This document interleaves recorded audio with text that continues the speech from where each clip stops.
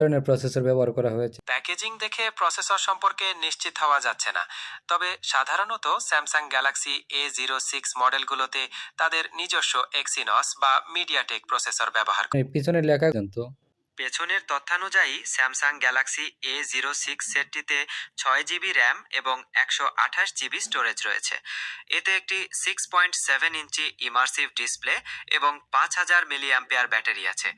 ক্যামেরার ক্ষেত্রে সামনে 5 এমপি এবং পেছনে 50 এমপি ও 2 এমপি ডুয়াল ক্যামেরা রয়েছে। প্রসেসর? ফোনের বক্সেই উল্লেখ করা আছে যে এতে superior performance Helio G85 processor ব্যবহার করা হয়েছে।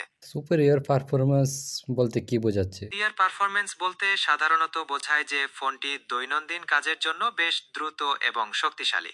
হেলিও G85 প্রসেসরটি মাল্টিটাস্কিং এবং কিছুটা গেমিং এর জন্য ভালো হতে পারে। এর মানে হলো আপনি ফোনটি ব্যবহার করে স্বাচ্ছন্দ্য বোধ করবেন।